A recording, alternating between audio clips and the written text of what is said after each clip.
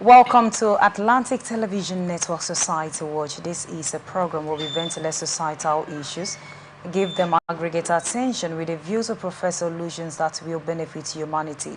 On today's Society Watch, there are numbers of issues to look at, but we will start from Bayelsa State. Government approval of 25 billion naira aircraft sparks criticism. From Enugu State, government ordered churches, mosques to remove outdoor speakers. On education distance learning cost effective, NUC.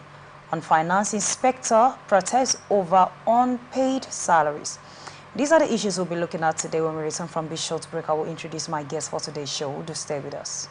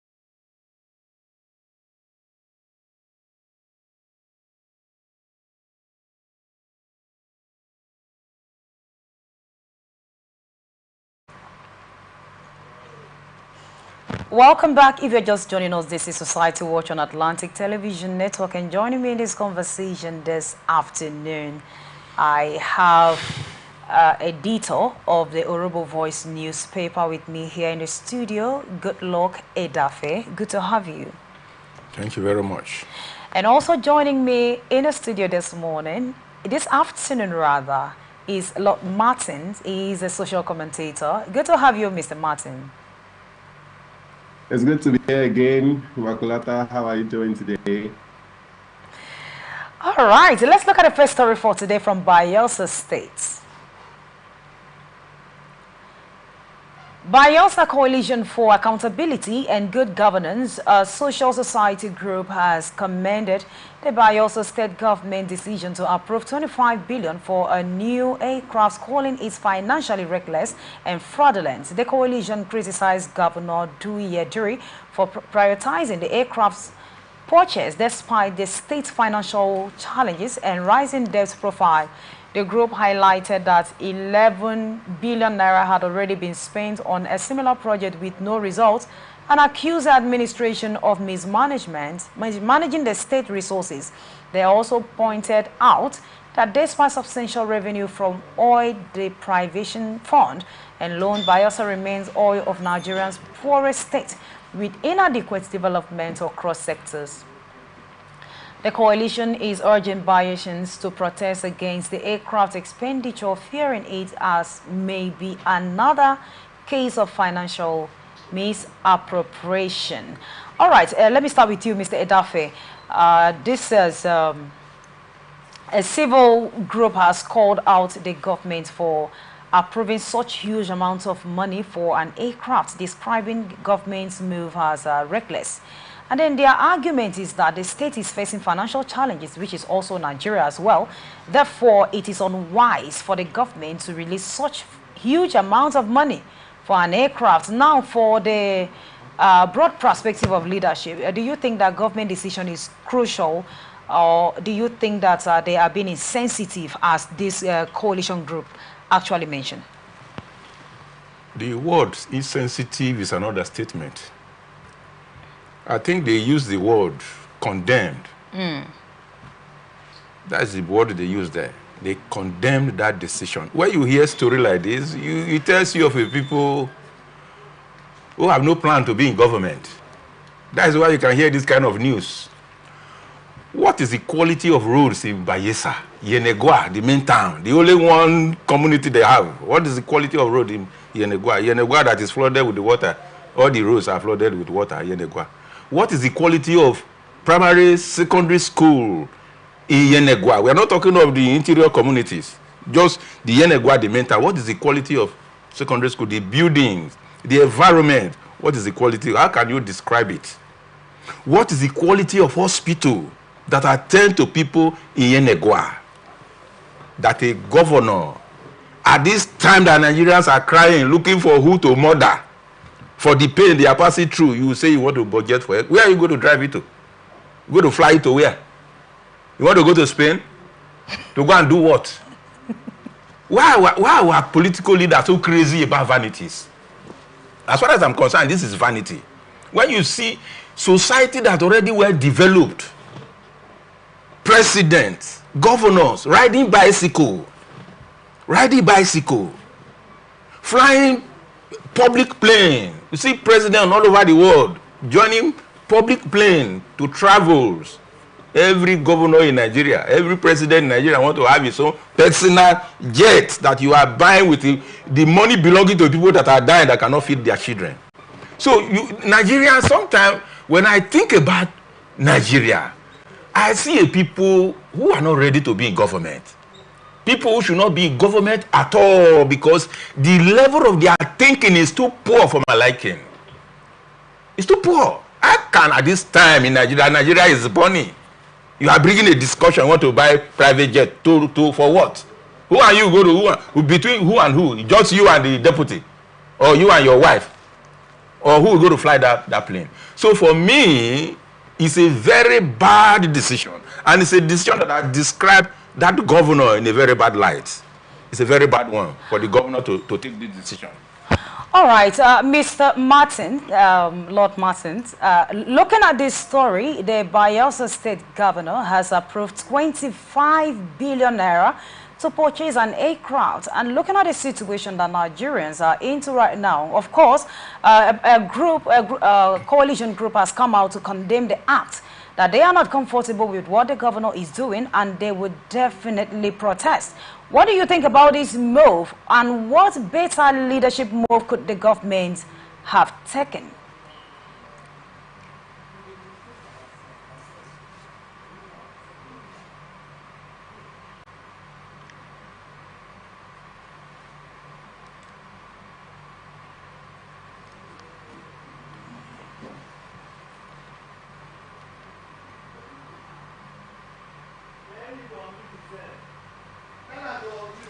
Martins, unmute yourself, please. Can you hear me? Like I was saying, okay. Like my brother in the studio already said, we're seeing people in government who are proving to us that they are not ready for leadership. Now, you know, leadership has been misinterpreted as office. So you see a lot of people putting a lot of effort, whether ethical or unethical efforts, to get into the office, only to get there and embarrass us all. Only a couple of days ago, youths went out on the streets to protest hunger. And now somebody is approving such a mouth-watering sum of money for a jet. Now the question I put forth is, how many travels has the governor made in the last year? Where did he go and how did he go? How is the jet going to simplify his movement, and how is his movement going to benefit the people of Bayelsa State? What better leadership move could take in? 25 billion naira is a lot of money. 25 billion naira can pay 25,000 people ₦1 million each, right? So where are the jobs that are paying, let's say, 80,000 naira a month? Because that will still be under $1 million for a space of 1 year. 25 million naira can pay 25,000 Bayelsa, a salary of 80,000 naira a month. Why are we not putting this money into those kind of things? Hunger is in the land, and people need to come out of hunger and poverty. How are we empowering entrepreneurs to do this? Because it takes entrepreneurship to do it. The government alone will not, they cannot bear the load. There is no government in the world that can bear the load of unemployment alone. But the government can make the conditions favorable. Imagine that we're able to fund 25,000 people ₦1 million to invest in business. We give them proper guardians. Don't you think that jobs will be created and a lot of these hunger things will stop? So some of the leadership moves that the Bayelsa State government can do is not sharing palliatives like we've been seeing in a lot of different parts of the country. That's embarrassing. That's reactive. The government can come up with a scheme where people can be trained in entrepreneurship, or the government can invest in already existing entrepreneurship. There are lots of companies looking for favorable places to invest. The government can attract these investments. We've seen a lot of things happening in Abia State. We've seen international communities giving loans to Abia State at 0 interest rates. That is because they are seeing that the government is making certain moves to improve the lives of people. Why can we not replicate certain of these things in Bayelsa State? Like he mentioned, my brother in the studio mentioned roads. I schooled in Bayelsa State. I know what it is like going from Tombia Junction to Amasoma. At some point, we would spend 3 hours on the road. Thank God the road is better now. But then we just have Sunday Abacha Road, and I think it's Mefodu Kilo Road, or the other express road. Just two in the metropolitan area called Yenagua.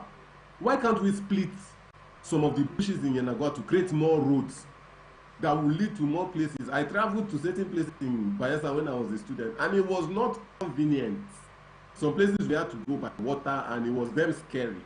So why are we not taking roads to those places, knowing that roads connect these places and boost economic activities? These are some of the things that a sitting governor should be doing, should be thinking of. You should get advisors who know what to say, who are thinking, who can improve the state, not buying a jet. Do we really need a jet? How did this current governor, Doye Diri, how did he travel between his first tenure, the beginning of his first tenure until now? And how did the previous governor eradicate this thing? How did he travel? Why do we need a jet right now? These are some of the issues that people are coming out to condemn it. I believe the coalition is just speaking for the average Bayelsan. This is not where we should be at this time. That's what I think. All right, thank you so much. Mr. Daffy, don't you think that the governor is trying to protect himself before trying to, before doing all of this work, maybe because of the level of insecurity that is going on in the country right now? Who promoted the insecurity? Are we all not in this country before now? Am I even supposed to answer that question? Yes, I'm asking you rhetorically. Okay. Yes, because when you talk about insecurity, we were in this, Port Harcourt here before 1999. I schooled here. So, as at the time we were living, do you see anybody carry bottle? Is it not this same politician who brought this insecurity we're talking about?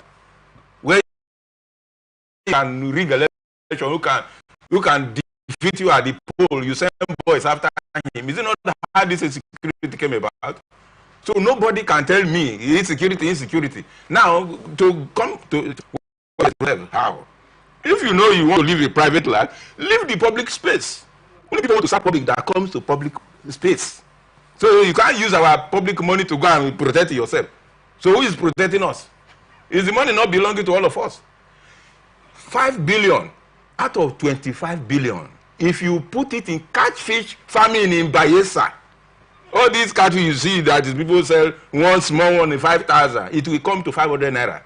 When you talk about food crisis, do we have governors? Let's just take this South, for example. Do we have governors who are really ready for governance? Do you know what's called governance? I don't know, maybe you don't have time, otherwise I will really need to talk about this thing. All right, let me just ask Lord Martin the last question on this before we go to the next story.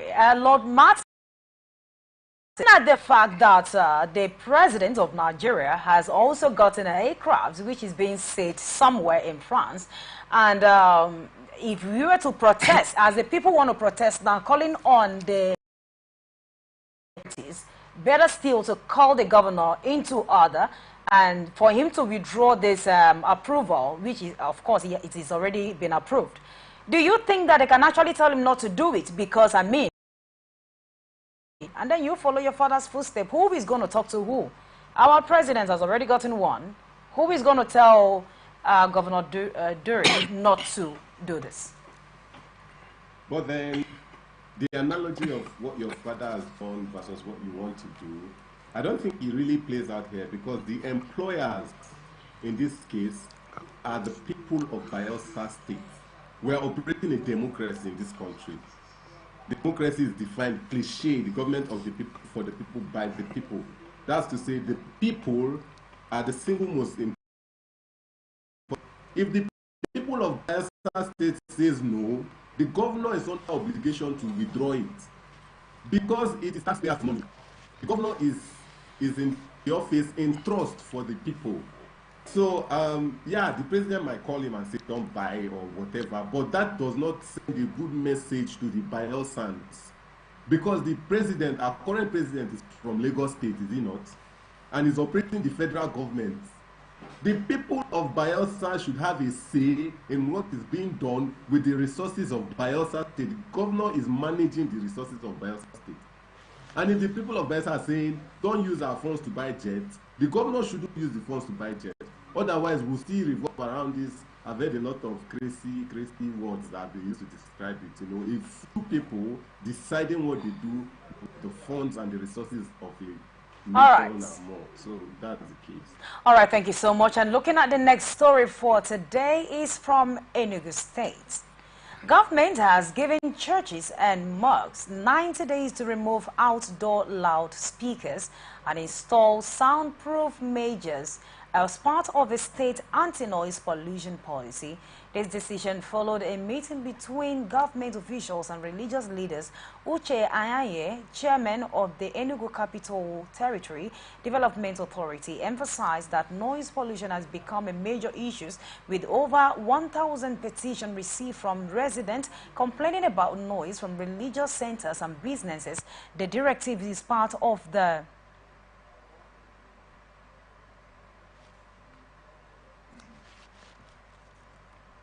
The directive is part of the border urban renewal policy aimed at reducing noise pollution in residential areas. Okay, Edafe, I think I'm going to start with you. I don't know why I'm smiling about this already. Now, this has so much to do with religious and government policies. At a time when the world is calling for religious tolerance to ensure global peace, especially in a country like Nigeria, where there are multiple religions, do you think that this order by the government is good one, or will it touch the sensitivity of the religious bodies? Is it a good one? If I were to be a governor, in this country, this kind of practice will not last in my state for 1 month. It will not last in my state for 1 month.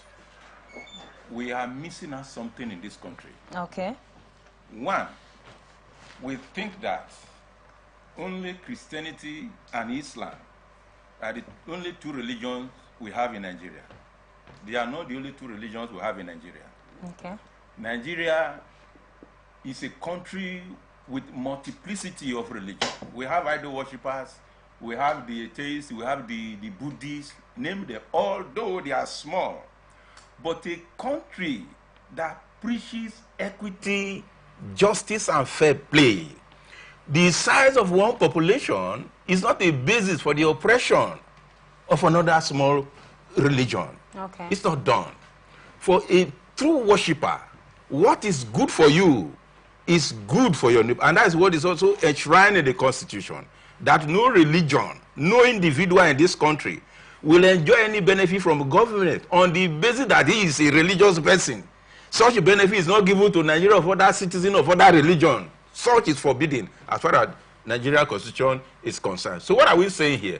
I must tell you that a religion is a personal reward. Religion confers personal reward. But the way Nigerians practice their religion, they look as if it's a community reward they are bringing. The way they shout and shout and shout, and I've told you before, the popular Christianity, the Christianity that Jesus died for, I've told you before, is not popular in Nigeria. It's not popular here in Nigeria. All these people shout and shout, that is not the one Jesus died for. Christianity is a doctrine. It's a religion of doctrine. Jesus said, if you pray, do not be like the hypocrites. Go to your room, shut your door, and pray. Your Father who sees in secret will reward you openly. We have many examples of people who prayed in the Bible. If you put your megaphone, how loud is, even if it's a 1,000 kilometer, that megaphone can, the extent at which the sound can go, will it reach God in the heaven? So you must follow the principle that will make God to answer you. God is within you. God is a spirit. It's not something you shout for before he will hear. Jesus said, don't behave like them. You don't need to shout before God will hear you. Even the prayer you pray in your heart, God will hear. Look at Hannah, who was looking for a child. She prayed in her heart. God heard from heaven. So what are you talking about here? So for me, this thing in my state will not last for 1 month, because you are constituting nuisance in the society. Now your neighbor will be praying, a shout, and by the time you say you are disturbed, he will tell you, oh, my prayer they burn you. Which prayer they burn? Who is your prayer burning? Your timidity, your Christianity of timidity you are doing is what your prayer is burning somebody. Your prayer burns nobody. Wow. You are just exhibiting spiritual ignorance. So Christianity is a religion of doctrine. And the Bible made it clear. Faith comes by hearing, and hearing by the word of God. So if what you are doing is not according to the word of God, you are just deceiving yourself. Wow. Thank you so much, Edafe. And over to you, Lord Martin. Enugu State government has given order to all churches and mosques to remove all loudspeakers outside. And you know, most times if you ask them, they will tell you, some of them will tell you they did that because they want to win more souls so that they will hear whatever thing that they are doing there. And this time they didn't even give them option of not just removing it, but they should get a soundproof doors, so that whatever thing they do is going to be within the building and not disturbing people outside. What do you think about the move of the government? Is this will this anyway affect the body of Christ, or is this the right thing to do? Well, just like Mr. Itape has said, some people do make noise to spite other people. I believe that's where the government is coming from. You don't need to make noise. You don't need to disturb the neighborhood to have fellowship, which is true. And mosques, I know mosques make this loudspeaker call when it's time for them to converge, especially on Fridays, because there's a mosque in my area. From the loudspeaker, I know when they converge and stuff like that. But then the government is saying this is to curtail noise pollution, right? It's to curtail noise pollution, right? Yeah. Now, Immaculata, let me ask you. The churches and the mosques on one hand, and government officials on transit on the other hand, who is more noisy? Wow. I suppose that is a rhetorical question. Police officials, even when it's not even police official, a police driver that enters a road would I don't know if they play it now, but they open up their siren and put it on a very high volume. The person will be like 400, 500 meters away and you hear the noise. Government officials make a lot of noise. Just like Saida said, what is good for you is good for your neighbor. Enugu State government, are you assuring us that while the churches and mosques comply, the government will also comply to curtail the noise in the society, especially when they are on transit? These are some of the things that should be considered, because noise is noise. It is not peculiar to a church. Have you gone to the bus stop where they are loading vehicles? Almost all the parks play loud music to attract people. And these days, I was passing by the other day and I was laughing. The kind of treatment we have in Nigeria, people shouldn't be sick anymore. You know, all these people that sell abo, there's always a cure. Staphylococcus aureus is the destroyer of nations, and there's always something to cure staph. Are they also going to be told to stop making that noise if we're trying to reduce the noise in society? But Lord Martin, I understand the examples that you are giving, which is not far from the truth. But what we have here is the fact that people have been complaining about noise pollution from churches, noise pollution from mosques. They didn't talk about government officials. Neither did they talk about those noise in the marketplace. So what do you think? Is the government actually doing the right thing? Or are you saying because they equally make noise, like you said, that they should not implement this law? This order, rather. Well, what I'm saying is, implementing the order notwithstanding, it's fine. They say the churches and mosques should comply. That's what I'm saying.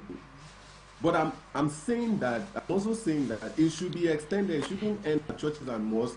Otherwise, it becomes illegal because you are attacking the religious organization. Nigeria has freedom of religion. So if you're going to implement a reduced noise policy, you've started with churches and mosques, fine. Extend it to all these other noise pollutants that I just mentioned and some more, so that it does not seem like the churches and mosques and religious organizations are being attacked. That is my point. All right, thank you so much. Edafe, let me come back to you. Yes. According to what Lord Martin said, that government officials makes a lot of noise, and even the people in the marketplaces, yes, we know, because some of them, only generator sound alone is enough to even complain about. But looking at the fact that the governments, the people, put more complaints on the churches and the mosques, which you can attest to how it is at times. Does it mean that because all of these are happening, that they shouldn't enforce this order? No. I understand what my friend over there is saying. But for me, I don't use incomparables. I don't compare two incomparables. For example, the police is talked about. The police are security agents. It's just that we abuse it here in Nigeria. Otherwise, when a police or the police unit has a target they want to meet, they use siren to clear the road for them to have quicker movement. That's the essence of the siren. to enable them to move faster to get to their destination, to meet their target. But it's unfortunate that in Nigeria, we have some irresponsible officers. He's just alone in the car, or he's just there with his girlfriend, and he'll be blasting the siren, pam, pam, pam, pam, to say he's a police officer. These are acts of irresponsibility. And it's unfortunate that in our country, we don't punish crime. Otherwise, if we punish crime, things like this cannot happen. But what we are saying, just as you reiterated when you returned the question, is that we are looking at Mr. A is a religious person. Mr. B is a religious person. When Mr. B is worshiping his own, he does not disturb Mr. A. But why is it that while Mr. A is doing his own, he will not allow Mr. B to sleep in his house? That is the issue we are looking at here. So when you compare it with a man who is selling agbo in the market, we are trying to rub on the facts of the case. So what we are looking at here is that, fine, the country has given you freedom of religion. Do your own religion, because the religion you are doing is for your personal salvation. I'm not going to benefit with you. For example, Apostle Paul said, I have finished my race. I'm now waiting for the crown that will be given to me on the last day. Am I going to wear that crown with Paul? So you are pursuing your own crown. This man is pursuing his own. Why are you using your own now to disturb this man? That's the issue we are looking at here. Do your own peacefully, and let this man do his own peacefully. Then when it comes to the issue of somebody doing agbo in the marketplace, and an issue came up on that, it is still the duty of government to clamp down on them, that you are becoming nuisance in society. So, but as far as this matter is concerned, we cannot use some of these examples to dilute the issue, because the issue is key as far as noise, religious and pollution is concerned in this country. Some people don't sleep in their houses because of night prayer and violent prayer. You understand? That is not Christianity. That is not Christianity, is what I'm telling you. All right, thank you so much. We'll just go on a very short break. When we return, we'll look at the rest of the stories. Just stay with us.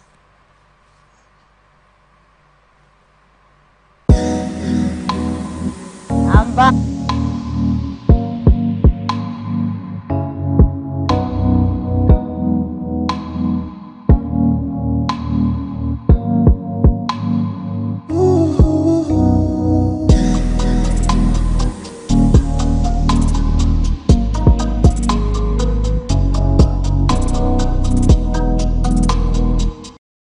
From the line across the ocean to the land beyond the mountains, through the Sahara, we bring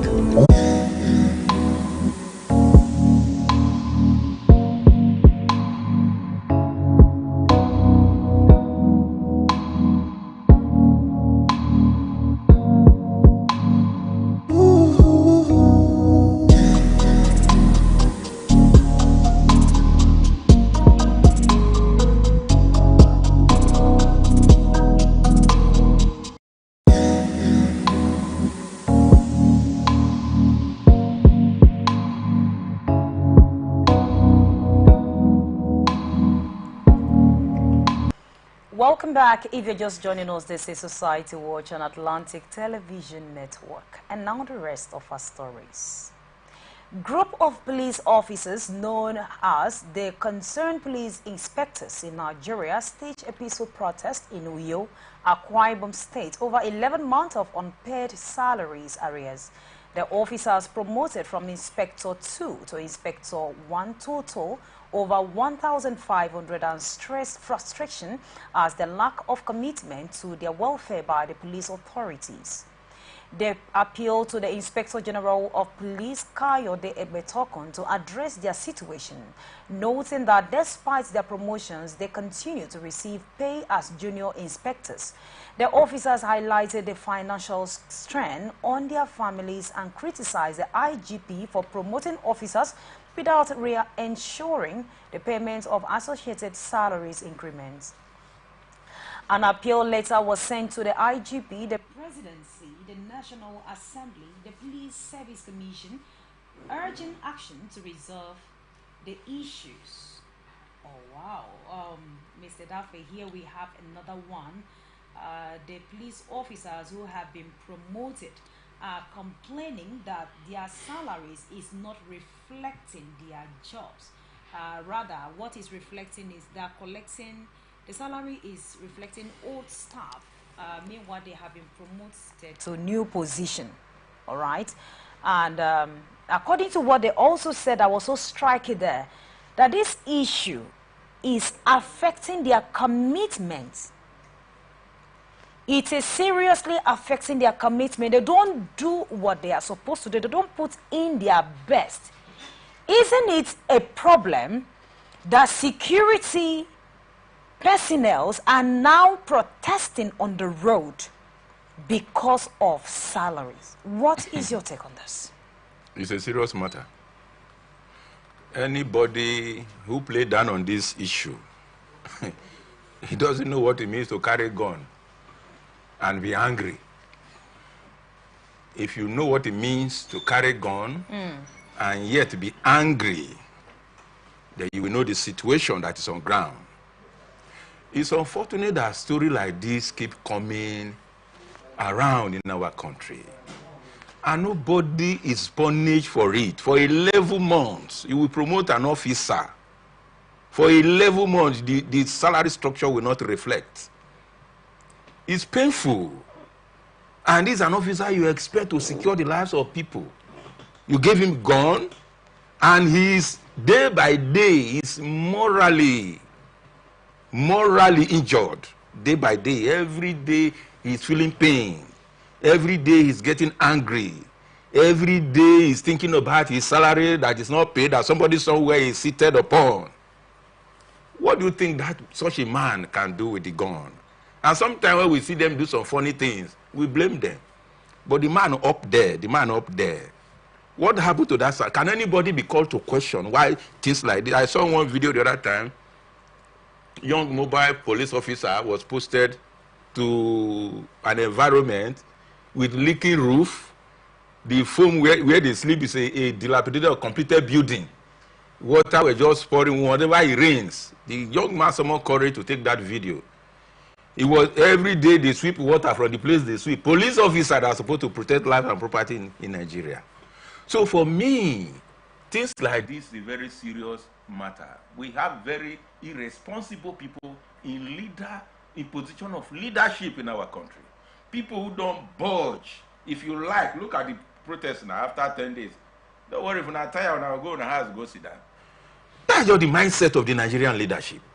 They don't care that these people are the people who brought me to power. These are the reason why I am in government. They don't have such kind of orientation at all. Somebody will be in leadership, you have junior officers. You are collecting your own, every left and right envelope is flying because your guy up there, every day they tell you the number of envelopes that comes in. You won't believe it. So you are having your own, you are living big, you are happy, you are marching as if you are a hero. Then the officers who by which you are getting your strength, they are living in penury. They are living tattered. And you call yourself an oga, a senior officer in the system. It's very bad. Our people have completely lost morals as far as Nigeria situation is concerned. All right, let's go to Martin. Lord Martin, coming to you. You heard the story that we just read now. In Akwa Ibom said precisely, inspectors are protesting over 11 months unpaid salaries. These are security personnel. They barely do this. Yes, we know that Nigerians have been protesting. Different organizations have protested. But looking at the fact that the security personnel that are now protesting, saying that this is affecting their commitments, what consequences do you think this will befall Akwa Ibom State in particular? This is very risky for Nigerians, not just Akwa Ibom State. It's very risky for Nigerians because we all work hard to attain new levels, don't we? Everybody wants to begin somewhere and then to arrive somewhere else. People have ambitions. So when you are promoted, some of your ambition is being fulfilled and you get excited about it. But if the welfare that is supposed to accompany the promotion is not being put in place, you lose the zeal to work hard, you lose the zeal to get promoted, And it becomes a problem when it's a problem everywhere, but particularly when it's security agencies like this. Because I've always believed that the security of lives and property in any given place is a reflection of the welfare of the security agencies. These people are saying it's affecting their commitment, right? Exactly. That's to say there are certain emergencies that will occur that they might not necessarily want to risk their lives to attend to, because it's not even worth it. Think of it, if the guy is alive, I'm a security agency member and I'm alive, and things are not being reflected the way they should. If I should be killed in action, how can I trust that my family will be well taken care of? These are some of the concerns. I believe before they took to protest, they've tried other means or diplomatic strategies or something like that. But it's unfortunate that people don't realize that Nigerians put them in power. The funds are available. I put it to the leadership of Akwa Ibom State. The funds are available. It's just being misappropriated. It's being invested where it shouldn't be invested. Now, security is the most primary thing in every economy, because nobody will come in, nobody will operate if there is no security. If security agencies are no longer secure themselves, not financially secure, what can be said? Where is the story going? So I think this is an emergency call for the leadership. Something needs to be done instantly. 11 months is a long time. The tenure of the administration is around 4 years, renewable ones. 11 months is almost 25% of the tenure, and we've not seen anything. When are we going to start seeing it? So I think it's an emergency situation that needs urgent attention. These guys need their morale back. So whatever should be done to ensure that their arrears is paid. I would even recommend that some inconvenience allowances should be paid to them. They deserve it. Especially when we're hearing lots of news about millions and millions being paid to certain people in chambers that I will not mention. So it should be sorted out immediately. All right. Talking about millions, I remember yesterday we saw in a report where a senator from NMPP, that's from Kano State Senator, one of the senators said that what he takes home in a month is 21 million. That is for one person. And we have about 109 senators or even more. And looking at security personnel are not being taken care of. Does it mean that they are not as important as those people in the office, or their work is not as cumbersome as senators? Now, these are some of the questions that we need to ask. Because the economy works like a body. You think a part of the body is not important until you get rid of it. You know, a little pain in the tip of your finger, a very little pain can keep you up at night. So, yes, there is a president who interfaces with all the aspects of the economy, and there are senators who represent the constituencies in the country, and they are the lawmakers. There are ministers, there are government parastatals, there are also security personnel. Every aspect of the economy is important. I would dare to say is equally as important. So if these people cannot be taken care of, if somebody was promoted 11 months ago, is around September or October last year, somebody was promoted in October hoping that Christmas last year would be better. And then in August 2024, there is no dividends. And just last month, somebody else was paid 21 million naira as take home. And his salary is 1 million because AMFAC said the salary of the senators is 1 million naira, salary and allowances. So let's agree that salaries and allowances is 1 million naira, but the senator is saying, I took home 21 million, 20 million extra just last month, and is expecting another one this month. And for 11 months, security officials are not receiving their due benevolence, their due benefits. Who are the people that go out with these senators to ensure their lives? The governors and the commissioners and all the government people. Who goes out with them to protect them? Security personnel. The other day, the president gave a speech, and we could see security personnel because they have to protect the president. So, if the senator are important enough to receive certain amount of money, even if it's 1 million naira, I have not here to argue whether all right. figures are correct or not. Right? All right. No, so even if it's 1 million naira, let it be given. So if this guy's benefit is 1,000, give him 1,000. All right, thank you so much. And now to you, Edafe. Yesterday, we saw where security personnel said that they need about 200 rounds of ammunition to be able to fight insecurity in Nigeria. And these ammunition, according to them, one costs about $2, which we are talking about 3,000 something. And to sum all of this, you are talking about $400 billion. And the people in question that will use these ammunitions are not being paid. So what is a tendency that if the federal government, in its own mercy, came up, or let's say approved this initiative, approved these developments, that they are going to get these ammunitions, despite how expensive it is, and remember, it's annually. It's not something that will last for a lifetime. So annually, they have to do this. Which we are not even talking about why exporting when we can do industry here.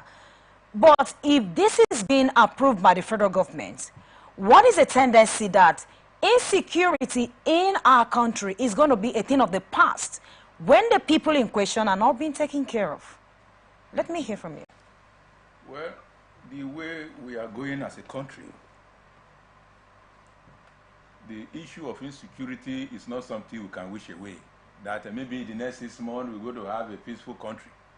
It's not going to be possible because the willpower is not there from the government. You can, when you determine salary, say you want to fix salary for workers, the level of risk that is associated to a job is part of the consideration for fixing salaries.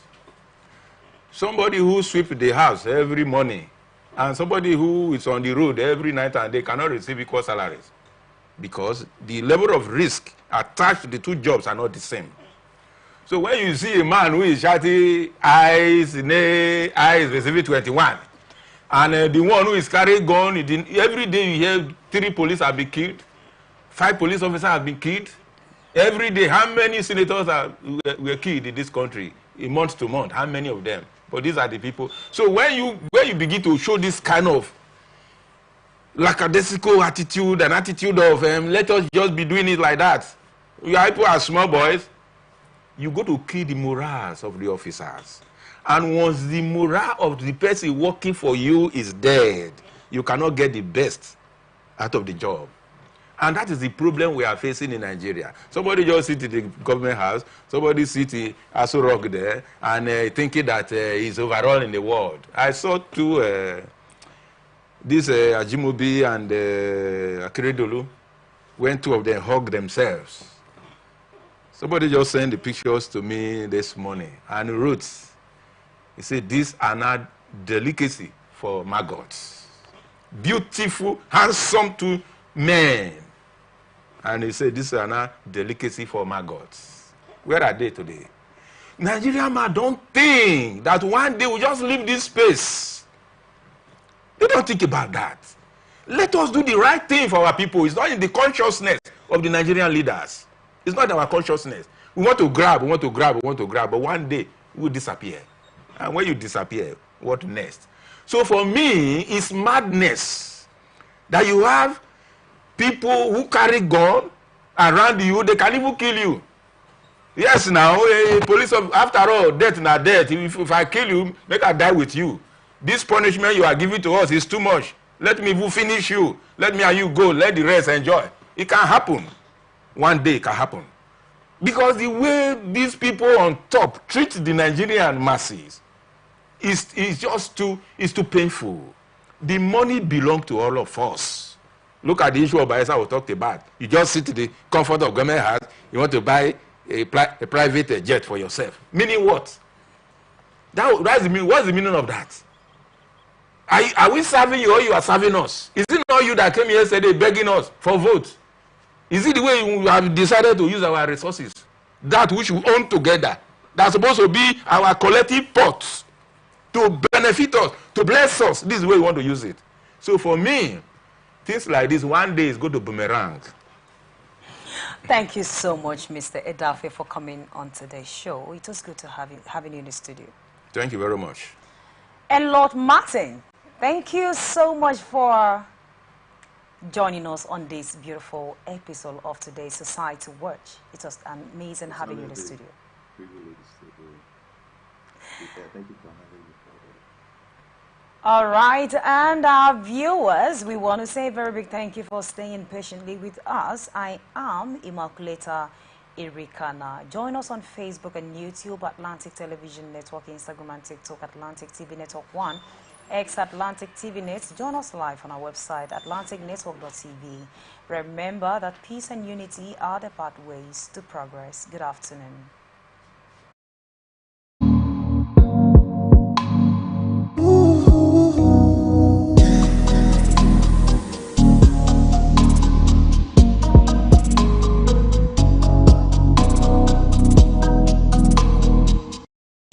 From the line across the ocean to the land beyond the mountains, through the Sahara, we bring on-spot news, live analysis, expert discussions on trending stories in politics, business, socio-economy, sports, and documentaries.